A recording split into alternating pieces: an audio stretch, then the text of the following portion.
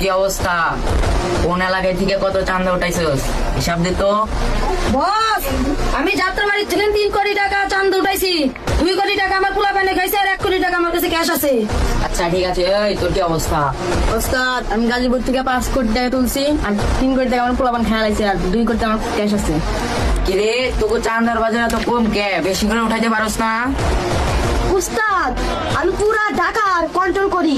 20 কোটি টাকা চাঁদা উঠাইছি, 10 কোটি টাকা আমার ছাল পাল খাইছে আর 10 কোটি টাকা আমার অ্যাকাউন্টে পড়ে রয়েছে। না তোকে দিয়ে তো কাম হইব না রে। এই তোর কি অবস্থা?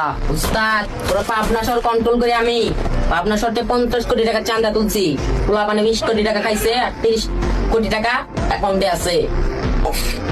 এই, ওই তো এই বাঘের বাচ্চা, তোরা সবাই ওর মতো করে চাঁদা উঠাইবি, না হলে কিন্তু তোকে গদি থাকবো না। মাথায় রাখছি কথাটা।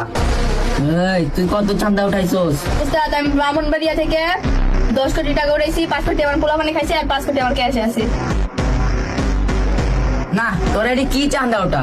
এরকম চাঁদা উঠাইলে হইব 10 লাখ 20 লাখ? এটি কি চাঁদা? বেশি করে উঠাই পাইব।